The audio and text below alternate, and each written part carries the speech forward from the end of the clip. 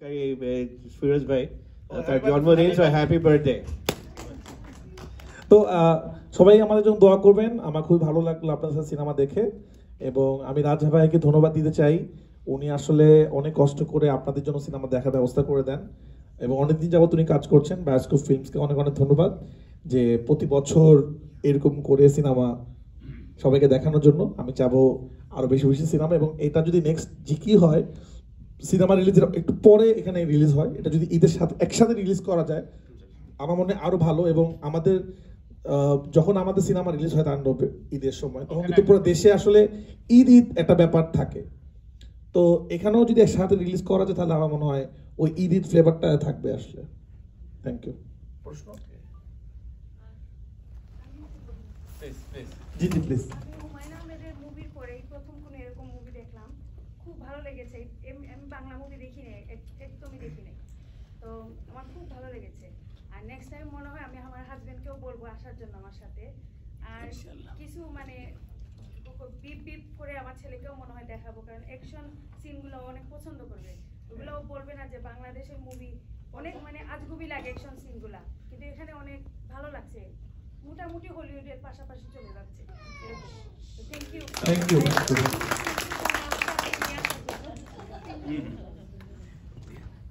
আসলে এটাই পরিচালকের মানে পরম পাওয়া। এবং তার সাথে জানায় রাখি যে একটা বড় ধরনের মানে সুন্দরী প্রতিযোগিতা হচ্ছে, যেটা এর আগে একটা পুরস্কার থাকতো হুমায়ুন আহমেদের চলচ্চিত্র, সে মেয়েটি অভিনয় করতে পারবে। ঠিক একই জায়গায় স্থলাভিষিক্ত হচ্ছে রায়হান রাফি, অর্থাৎ লাক্স ফটোজেনিকে এইখান থেকে আমার জানা মতে এখান থেকে ফিরেই সে জাজ হিসেবে জয়েন করবে। আমার কাছে ছোট প্রশ্ন, শহর ছবি তো আসবেই, কিন্তু মারামারি পরাণ থেকে শুরু হয়েছে, পরাণ, সুড়ঙ্গ, তুফান, ব্লকবাস্টার, এবং এই যে দর্শকগুলোকে ফেরানোর একটা দারুণ পর্যায়ে নিয়ে এসছে রায়হান রাফি। সো আমি একটা আমার জায়গা থেকে খুব মিষ্টি নিটোল একটা প্রেমের ছবি চাই রায়হান রাফির কাছ থেকে। আর এবারে ট্যুরে কদিন থাকা হচ্ছে বা কোথায় কোথায় যা হচ্ছে, রাফি যদি একটু বলো। এবার খুবই অল্প সময়ের জন্য এসেছি আসলে, আমি বেশি দিন থাকবো না। 4 তারিখে চলে যাব নিউ ইয়র্ক থেকে, কালকে ইনফ্যাক্ট এখান থেকে চলে যাচ্ছি। আমার ওখানে শুট শুরু হবে নেক্সট সিনেমা।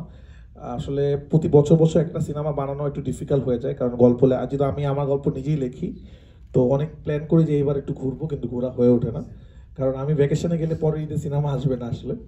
তো যাই হোক, 4 তারিখে চলে যাব অল্প সময়, বাট তারপরে আমার সামহাও ইউএসএ আসতে ভালো লাগে। আমি একটু প্রতি সিনেমার পরে একবার আসি, আমার একটু ভালো লাগে। আমার ফ্যামিলি এখানে থাকে, আমার খালা মামারা এখানে আছেন, তাদের সাথে দেখা হয়। এবং আপনারা আমার একটা ফ্যামিলি, কারণ আমার মনে হয় যে আপনারা আমার 4টা সিনেমা যেগুলো বের হচ্ছে সবগুলো দেখেছেন, এবং আমারও আসলে আমার দর্শকদের সাথে একটা ফ্যামিলির মতো একটা আন্ডারস্ট্যান্ডিং হয়ে গেছে। তারা আমার সিনেমা দেখে, আমিও ভাবছি যে অনেকদিন রোমান্টিক সিনেমা বানাচ্ছি না, একটা রোমান্টিক সিনেমা বানানো উচিত, একটা অনেকদিন অ্যাকশন হইল।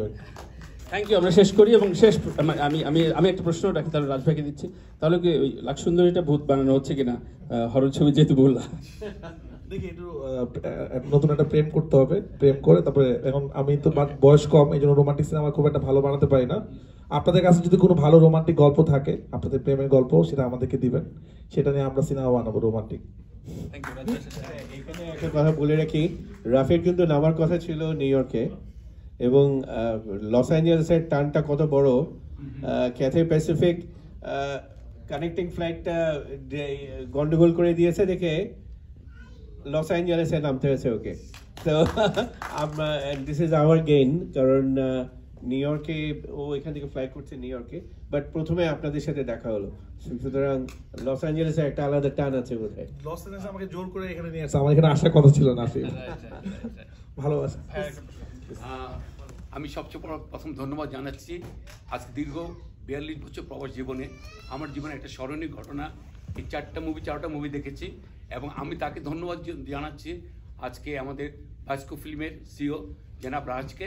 আর বিশেষ করে এমন ধরনের 4টা যে মুভি আমরা দেখলাম, আমি জীবনে একটাই বাংলা মুভি দেখেছিলাম বাংলাদেশে, এই দিস মাই ফার্স্ট টাইম 4টা মুভি। এবং যুক্তরাষ্ট্রে নর্থ আমেরিকাতে প্রথম গত 40 বছরে কোনো বাংলা মুভি হয়নি কোনো হলে, যে ফার্স্ট টাইম। তার জন্য অন্তঃস্থল থেকে ধন্যবাদ জানাচ্ছি রাজকে। এবং আমাদের Raihan Rafi, he is one of the youngest producer, director, writer. আমরা গর্বিত আপনাকে নিয়ে। তাছাড়া আমাদের এখানে রয়েছে তারিক সাহেব, তারিক তানভীর, আমাদের একজন জার্নালিস্ট এবং অত্যন্ত সুপরিচিত বাংলাদেশে। তো on behalf of little Bangladesh I just congratulate you, এবং ইনশাল্লাহ আমরা সবসময় এইভাবে দেখবো এবং সুন্দর একটা মুভি আমাদের উপহার দিয়েছেন। ধন্যবাদ সবাই। একটা কোয়েশ্চেন ছিল। জি, আমি সমুদ্র সমাজক। মানে আমি লিচুরো বাগানে গানটা সম্বন্ধে একটু প্রশ্ন করতে চাচ্ছিলাম যে এটার প্লেসমেন্টটা নিয়ে, মানে আপনার কাছ থেকে শুনতে চাচ্ছি এই প্লেসমেন্টের ব্যাপারে। এটা কি আরেকটু বেটার হতে পারতো এটা সিনেমা যেখানে প্লেস করা হয়েছে নাকি? মানে এটা অবশ্যই বেটার হতে পারতো। এখন যেটা হয় আমাদের সিনেমার সময় তো আমাদের 2.5 ঘন্টার মধ্যে সিনেমাটা শেষ করতে হয়, এবং আপনারা যদি খেয়াল করে দেখবেন এই সিনেমার গল্প অনেক বড় গল্প, অনেক কিছু দেখাতে হচ্ছে আমাদেরকে 2 ঘন্টা 10 মিনিটের মধ্যে। তো আমাদের অনেক সময় চাইলেও আমরা গল্প বড় করতে পারি না, কারণ গল্পটা বোর হয়ে যায়। গল্পটা যদি ফ্ল্যাশব্যাকটা যদি একটা বড় করতে পারতাম আমরা শুরুর দিকে, বা বাইরের দেশের সিনেমাগুলো এখন একটু বড় হচ্ছে, 3 ঘন্টা 3.5 ঘন্টা ছবি হয়, তখন আমরা হয়তো স্বাধীনের ক্যারেক্টার আরেকটু প্রেমটাকে আরেকটু স্টাবলিশ করে গান করতে পারতাম। তো দ্যাটস ওয়াই সেই গানটা ওইখানে বসাতে হয়েছে, কিছু করার নেই। এবং ইনফ্যাক্ট গান আমরা কেন রাখি, আমার তো গান খুব একটা পছন্দ না সিনেমার মধ্যে। হলিউড সিনেমাতে গান নাই, কিন্তু সেটাও আবার একটা অডিয়েন্সকে, মানে আমাদের একটা জিনিস আপনারা চিন্তা করবেন, মানে আমরা যেহেতু সিনেমাকে এখন চেঞ্জ করার চেষ্টা করছি, হলিউড সিনেমাতে কিন্তু গান নাই, কারণ এই আবার গান শোনে না। আমরা চেষ্টা করছি যে কেউ গানের জন্য সিনেমা দেখতে আসে, তার জন্য এই গানটা। কেউ একটু প্রেমের জন্য সিনেমা দেখতে আসে, তার জন্য একটু প্রেমের সিনটা। কেউ একটু অ্যাকশন করতে আসে, তা আমরা একটু মিক্স করার চেষ্টা করছি। মিক্স করে এমন একটা জিনিস দেওয়ার চেষ্টা করছি যেন একটা বাবা মারও পছন্দ হয়, তার ছেলেরও পছন্দ হয়, তার ওয়াইফেরও পছন্দ হয়। এই জন্য একই জিনিস, মানে আমি খুব এরকম কথা শুনেছি কারো কাছে লিচুর বাগানে গানের প্লেসমেন্ট ভালো লাগে নাই। অনেক মানুষ এই লিচুর বাগান গান দেখার জন্যই হলে আসতেছে, তার কাছে এটা খুব ভালো লাগতেছে, কারণ গানটা জায়গায়। বাট অবশ্যই আমার নিজেরও এই জায়গাটা খুব একটা পছন্দ না, কিন্তু এছাড়া কোনো জায়গা ছিল না। যেমন তুফানের সময় আমরা এন্ডিংয়ে গান দিতে পেরেছিলাম, যেহেতু সাবিলা সাকিব খানের নায়িকা না, এটা আসলে আরেকটা ছেলের নায়িকা, তো এন্ডিংয়েও সেই গানটা দেওয়া যাচ্ছিল না। তো জন্য সব থেকে সহজ উপায় স্বপ্নের মধ্যে গানটা আমরা ঢুকানোর চেষ্টা করছি। বাট অবশ্যই এটা খুব ভালো জায়গা না, কিন্তু এটা আসলে আমাদেরকে দিতে হয়েছে, কিছু করার নাই। এটা আমি সহজ সরল স্বীকার করতে দিলাম আপনাকে। ধন্যবাদ ভাইয়া, আপনি প্লিজ প্লিজ তাণ্ডব 2 কবে আসবে? খুব তাড়াতাড়ি আসবে তাণ্ডব 2 গল্প। তাণ্ডব 2 আসবে খুব তাড়াতাড়ি। তুমি না তুমি বড় হওয়ার আগেই চলে আসবে। এই তাণ্ডব মুভি আমরা 2 ঘন্টা 2.5 ঘন্টার মধ্যে একটা মুভি, এটা কতদিনে আপনি শেষ করেছেন? আসলে 1 বছর লাগে একটা মুভি বানাতে। যেমন আমি পরের ছবি স্ক্রিপ্ট অলরেডি লেখা শেষ, 1 বছর লেগেছে আসলে পুরো প্ল্যানটা করতে, সবকিছু করতে। তারপরে বানাতে তো বেশি সময় লাগে না, বানাতে 3-4 মাস লেগেছে। বাট এখন একটু ফাস্ট বানাতে হয় আমাদের। আচ্ছা ভাইয়া, আপনি খুব অল্প সময়ের মধ্যে আমাদের খুব ভালো কিছু ছবি উপরে দিয়েছেন। আমি একটু পিছনে যাব, আপনার এই নির্মাতা হিসেবে শুরুর পিছনে ছোট করে আর কি কোনো বিশেষ কোনো ঘটনা বা কারো ইন্সপিরেশন কাজ করেছে কি? আমি তারেক মাসুদকে আমি মাদ্রাসায় পড়াশোনা করেছি। আপনারা যদি আমাকে একটু ঘাটাঘাটি করেন আপনারা জানবেন, কারণ আমার বাবা মার একটা স্বপ্ন ছিল। গল্পটা একটু বড়, বেশি বড় করে বলা যাবে না, যেখানে আমাকে মাদ্রাসায় পড়তে হয়েছে। এবং আমি যাচ্ছিলাম, আমি যখন সিনেমা দেখতাম, লুকায় লুকায় সিনেমা দেখতাম, তখন আমার কেন জানি মূলত ডিরেক্টর যিনি উনি মেন, উনি গল্পটা বানায়। তা আমার সারা জীবন ওই মানুষটাই হতে আমি ইচ্ছা হয়েছে যে আমি ডিরেক্টর হব। যখন আমি তারেক মাসুদকে দেখলাম, আপনারা তারেক মাসুদকে হয়তো চিনবেন যারা কিনা ফিল্ম নিয়ে জানেন, উনিও মাদ্রাসায় পড়াশোনা করেছে এবং উনিও অনেক বড় ডিরেক্টর। এবং ওনার সিনেমায় প্রথম কান ফিল্ম ফেস্টিভ্যালে বাংলাদেশের পক্ষ থেকে আসে, এবং ওনাকেই বাংলাদেশের প্রথম ইন্টারন্যাশনাল ডিরেক্টর বলা। উনি কিন্তু আমেরিকাতেই ম্যাক্সিমাম সময় ছিল এবং এখানে উনি পড়াশোনাও করেছে। তা আমার মনে হলো যে উনি তারেক মাসুদ যদি মাদ্রাসায় পড়ে সিনেমা বানাতে পারে, এত বড় ডিরেক্টর হতে পারে, আমি কেন পারবো না? তারপরে আমি তার সাথে দেখা করলাম, তার সাথে আমার পরিচয়। আমি খুব ছোট ছিলাম তখন। তার আসলে আমার ইন্সপিরেশন ছিল তিনি, এবং তার মাধ্যমে আমি চিন্তা করলাম যে আমিও সিনেমা বানাবো। উনি একটা ধরনের সিনেমা বানাতো, আমি আরেকটা ধরনের সিনেমা বানাই। বাট আমার কাছে ওনাকে দেখে আসলে আমি সিনেমা বানাই। এবং বাট আমরা আনফর্চুনেটলি উনি অ্যাক্সিডেন্টে মারা যায়।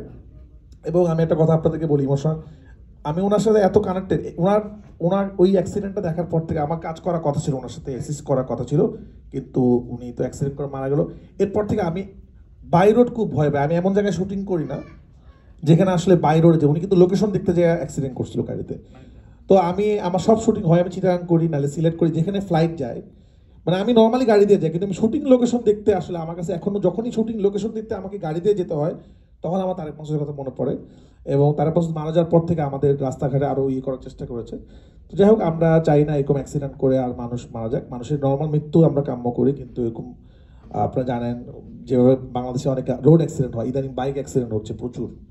তো এটা খুবই দুঃখজনক। আমার এটাও প্ল্যান আছে যে আমি অ্যাক্সিডেন্ট নিয়ে, যেমন এখন ইয়াংদের মধ্যে আপনারা জানেন বাংলাদেশে সবাই খোঁজ খবর রাখেন, 300 ফিট কিছু রাস্তা হয়েছে যেখানে প্রতিদিন একজন মানুষ বাইকে মারা যাচ্ছে, খুব বাচ্চা বাচ্চা ছেলেরা জাস্ট খালি রাইড করার জন্য আসলে। তো অ্যাক্সিডেন্টটাও বাংলাদেশে অনেক বড় একটা সমস্যা হয়ে উঠতেছে, প্রতিদিন প্রচুর মানুষ মারা যাচ্ছে, সেটা নিয়ে আমার সামনে ইনশাল্লাহ কাজ করার ইচ্ছা আছে। ধন্যবাদ। আমরা আমাদের জন্য, দর্শকরা আসলে মূল শক্তি, আমরা আমাদের জন্য একটা করতালি দিয়ে শেষ করি আজকে সেশন। Thank you.